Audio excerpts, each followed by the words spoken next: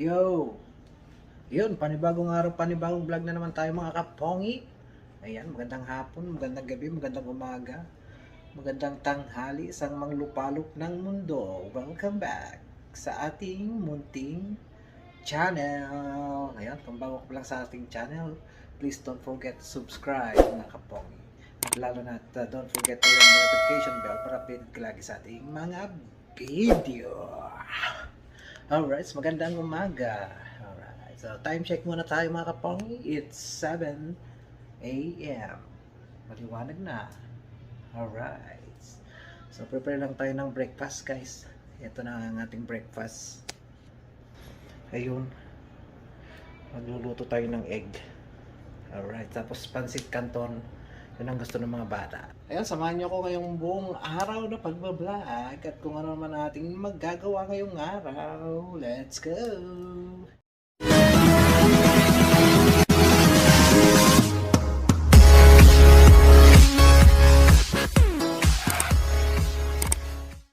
Pasensya na kayo sa aming kusina at magulo. Maglagay ako ng mantika. Ayan, magluluto tayo ng eggs. Alright. Alin ang naiba? Isipin kong alin ang naiba. Sabihin kong alin. Sabihin kong alin ang naiba. Guys, magluluto na tayo ng itlog. Ayan, samahan niyo ako magluto ng itlog. Ito. Hindi ko makuha. So, isa. Ganito lang pagluluto ng itlog. Ayun. Mainit-init. So, ayan, tapos lagyan natin ng konting asin. Ayan. So, lulutuin natin ng yung sa top.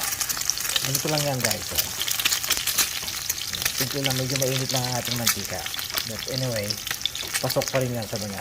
Tapos, ayan. So, okay na yan. Ayan, so, gagawin ko rin sa iba, guys. Ako to sa iba kasi gusto ng mga anak ko, lalo na may pansit canton yung ulam. So huwag natin araw-arawin na pagluluto ng pansit canton. Actually yung lulutuin natin pansit canton ay every second week lang yan. So, hindi pwedeng araw-araw. So, every second week lang siya, guys. So simple way of cooking egg. Alright, yun. Medyo malasado pa konti. Lagyan natin pa ng konti. Lagyan natin i-flip top. Yan. Okay na yan. Ito yung gusto nila malasado. Ihalo nila sa kanton. Okay. Ito na yung pansit kanton natin. Indomie. Lutuin natin. Ayan. Pakulo na ako ng water. Siyempre. Gusto ko kasi nilagang itlog yan. Ha? Alright. Sarap ang itlog eh. Ito, nakulo na guys. So, ilalagay ko lang saglit ang ating pansit canton. Ayan. Lulutuin natin. So, 3 minutes natin siyang lulutuin guys. Ayan. Lulutuin lang natin sa 40 sa 43 natin ilalagay. 41 na siya. Ayan. Tayo na rin na natin. Mausok. Okay na ang ating pansit canton. Dito na yung lagayan natin. Dito nga muna. Yan, diyan ka lang. Wala tayo paglalagyan guys. Alright. Okay na ito.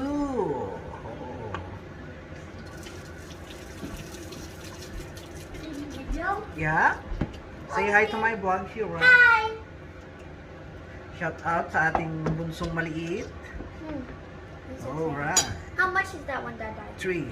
Just only you and Kuya will be gonna eat that one. Wait, Mami and I ate this morning. Ayan na siya, guys. So, let's add the topping.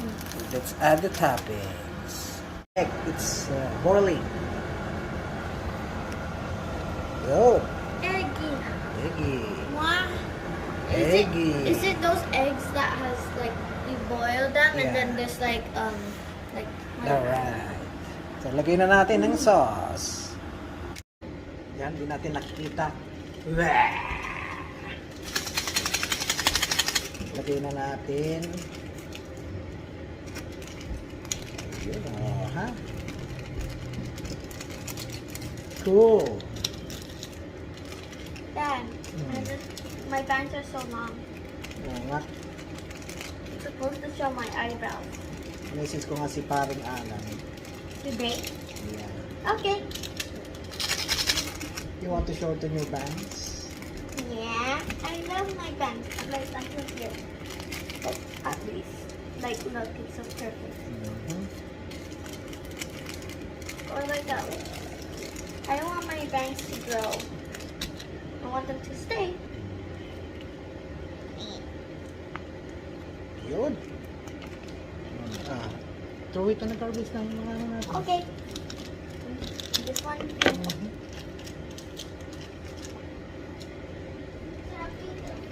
Indomie, pansit canton. A lot of what?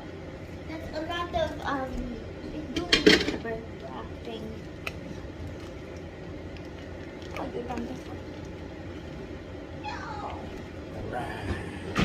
So yan, mimix na natin ang kanilang pansit canton. Yes. Nausok-usok pa. Yum, yum, yum. Ping, ping, ping. Dad, the camera might get like, you know. Indomie, pansit canton. Oh my God. Yummy? Yeah. Looks so yummy. Looks delicious. I can smell it.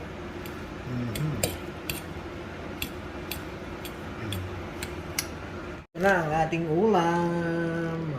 Canton, egg. Canton, egg. Yan guys, so nandito tayo sa this one. Ayan, lalaba tayo. Marami pa bang oil? 1/2 pa yung ating furnace oil.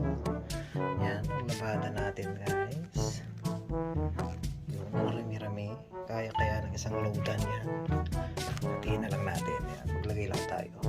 Dito ka muna. Saan ba ito pwedeng ilagay?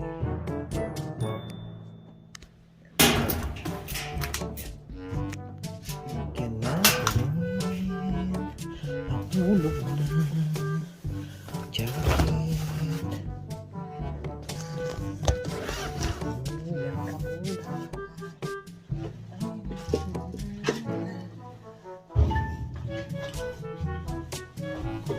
Kaya niya siya.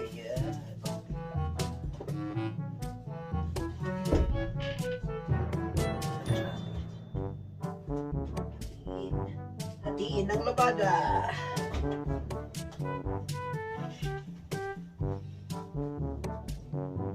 Mamaya na yung iba. Dalawang load tayo mga kapongi.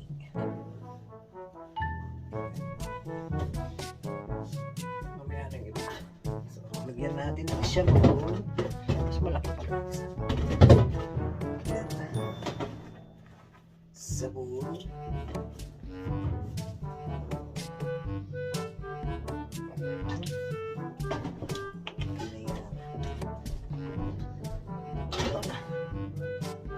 So, large, naka-large siya. Ayun, naka-large. So, cold water. Regular. So, ito na. Nagsisensing na siya. Yun. Ayan.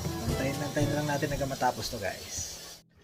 Yun guys. So, samahan nyo ako. Magpapalit ako ng tubig ng aming aquarium ngayon. So, ilalagay muna natin yung ano dito. Yung ating isda na betta fish. Ayan. So, ito yung aquarium niya. Emergency. Yun. Emergency. So, ito yung aquarium niya, guys. Asan na yung isda natin? Ayan siya. So, samahan niyo ako. Magpapalit lang ako. Huliin ko lang siya. Ayan. Dito ka muna. Alright.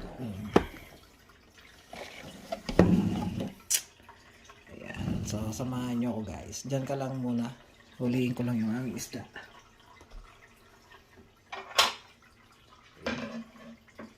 How are you, Jay? Dito ang pag-uhuli ng isda, guys. KJ! Ah, di ko nahuli. Alright, nagtago siya. So, antayin ulit natin. Mali yung position ko, guys. So, ayan. Uliin natin ulit siya, guys. Ito. Ayan, pakainin muna natin bago natin siya huliin.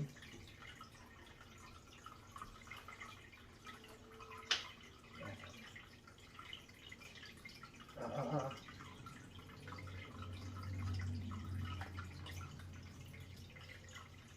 Nagugutom pala siya, guys. So, pakainin muna natin.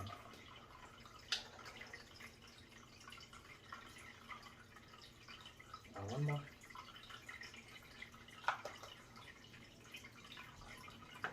Ayan, ayaw na niyang kumain. So, huliin na natin ulit siya.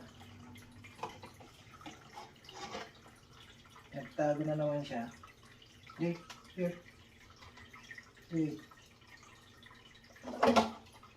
Oh, shit. Nagtago na naman siya.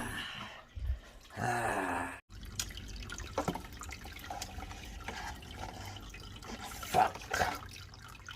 Kaya ating huhuliin na ang ating isda. Naglalaro lagi. Papasikat ko, no? Nasa taas na. Ayan. Dahil nandiyan ka na sa taas, Jay.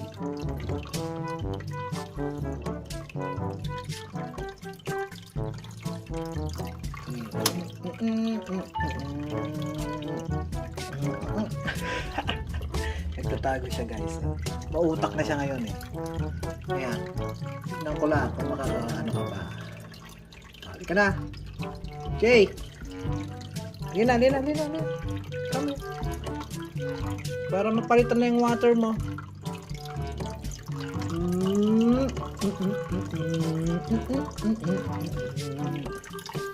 Pahirapan kami, guys. Naghahabulan kami ni Jay. Ayan siya. Nagtago na naman siya. Hindi kita tatantanan, Jay. Ayan siya.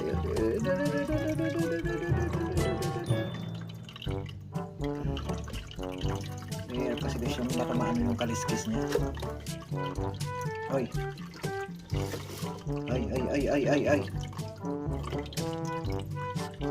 Kailangan papalitan ang water mo, JJ. Huwag ka magtago sa lag. Ako tatanggalin ko yung lag mo. Alright. Ito na, nahuli na, guys. So, yan siya.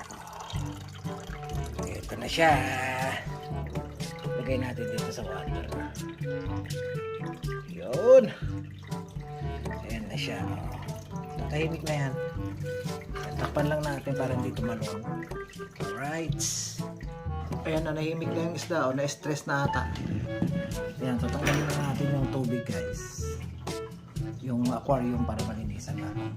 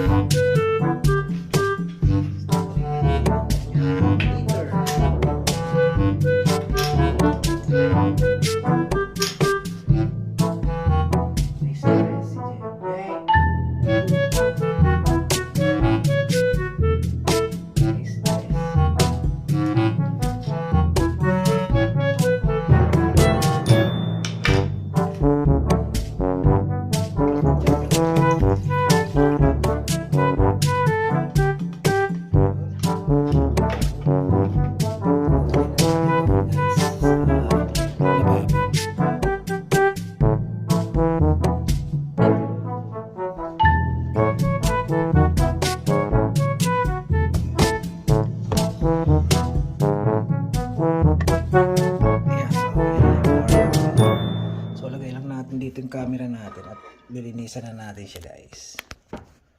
Ayan. Ayan.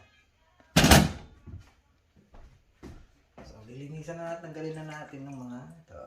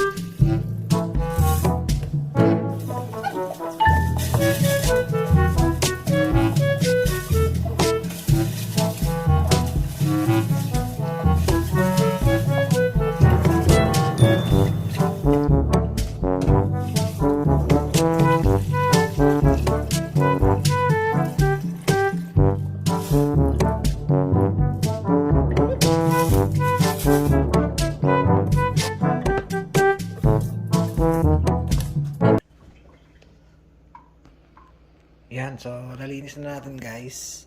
Maglalagay na tayo ng tubig. Yan, so ang tubig niya is 7.5 liters. Ayan, so meron tayong takalan dito. 1 liter ito to, 7.5 ang lalagay natin guys. Dapat tap water ang lalagay natin. Yan.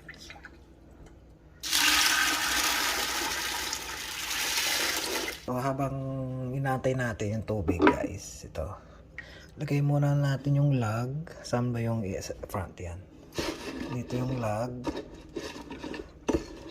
Ayan siya. Tapos tong isang halaman niya dito sa kabila. Ayan. Tapos yung isa pa ito. Kailangan dumikit. Ayaw niya mabato. So linisan muna natin. Dapat pala nilagay muna natin bago tayo naglagay ng tubig. Pero okay lang yan. Yan. So yung lug niya dyan. Yan. Isang yun. So lagyan na natin ulit yung tubig. Itong kaibigan ng ating betta fish. Ayan o. So dito lang siya guys. Diyan lang siya.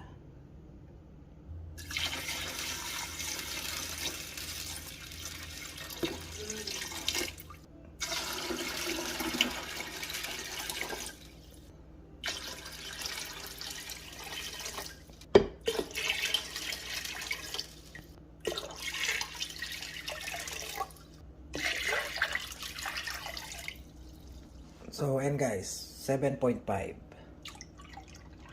Ayan. So, bago natin ibalik doon, kailangan muna natin lagyan ng Aqua Safe Beta. Ito yung conditioner, water conditioner guys. So, dahil 7.5 na liters, so maglalagay tayo ng 14 na patak. So, ito na.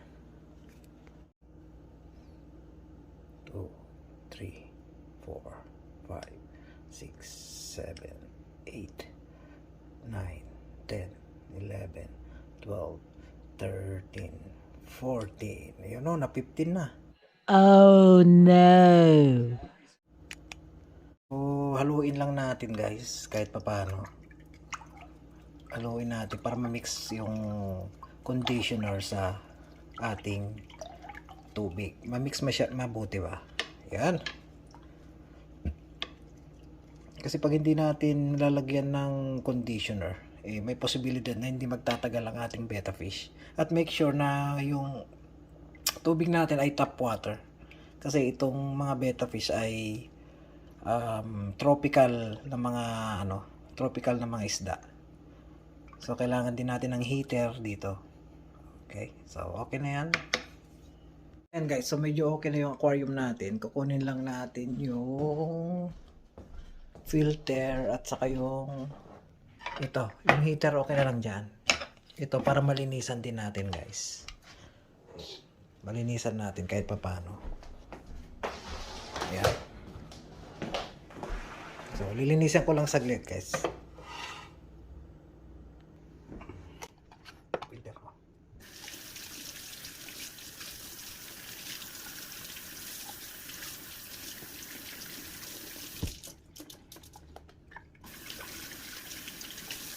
By hand lang guys, hindi pa natin pwedeng gamitan ng sabon kasi mahirap na. Alam mo naman sensitive ang mga betta fish. Kung tipos hindi naman ito gano'ng karamihan. Tubig lang talaga yung kailangan every week pinapalitan.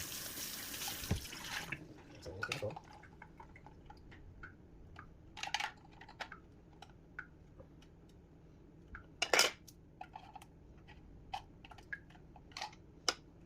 Yan, so balik lang natin ito doon guys. Ayan, kailangan pa natin mamaya yan. Lalagyan natin ng konting tubig para yung paghigop niya is mas madali. So dito muna siya. Ayan, kukunin na lang natin yung ating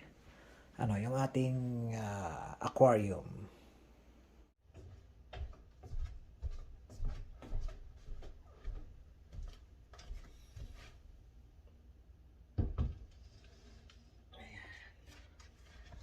Yun. So ayusin lang natin konti yung yung bato. Bato na dito sa ilalim.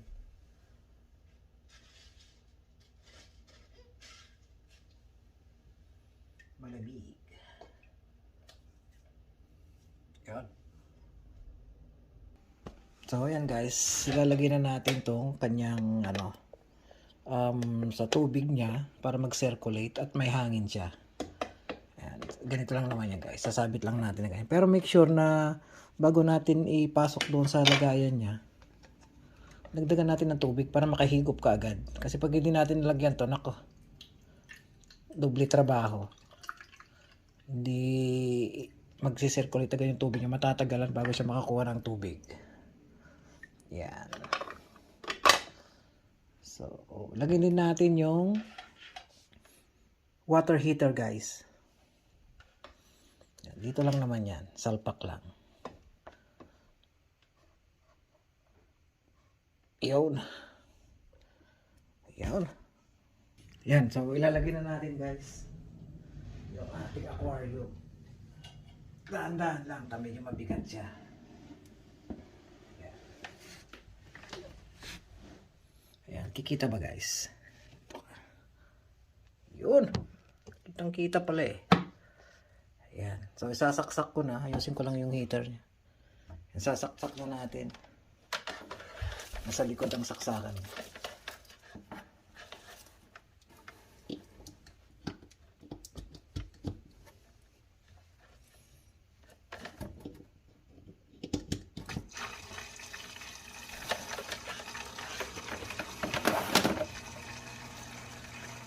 Ayan na siya guys. Ayan. So ano pa to? 2 hours pa guys bago natin ibalik yung isda kasi malamig yung tubig. Tap water kasi ang ginamit natin dito guys. Ayusin lang natin yung lag niya. Ayan. Tap water yung ginamit natin. So kailangan yung temperature niya is umabot dito sa 75 to 79. Tropical, parang nasa Pilipinas lang yan guys. So ayan. So wait na lang natin na uminit yung tubig niya. So, ito na siya. Yan, dyan muna siya habang ng 2 oras. Ayan. Alright. A few moments later. Oh, ayan guys, tapos na ang ating labada. Ayun, so yung second batch natin yun. Ilagay na natin siya sa dryer.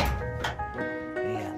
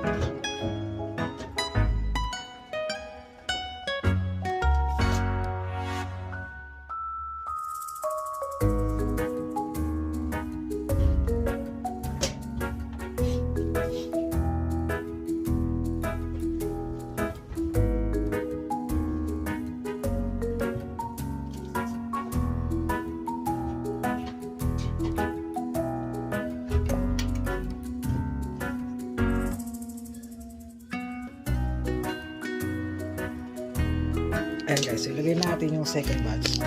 Umaya na natin paikutin yung dryer. Inuwang pa naman. Ilagay na natin. Yung dito ka muna.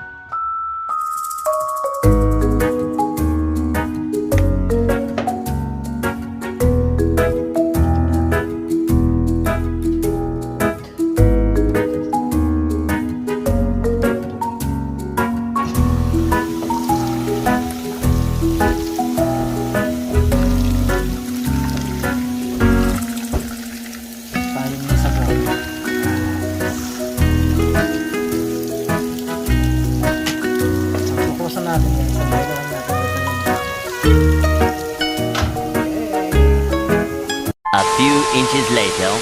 Ayun guys, time check muna tayo. Alauna na ng hapon, 1:30 or 1:25. Ayan, so kain lang tayo, nagugutom ako. Ininit ko yung ano guys, ginataang tulingan. Okay na yan, patay na natin. Ayan. Microwave na rin ako ng kanin ko. Ayan, so samahan nyo akong kumain guys. So, hyperlapse, pasok!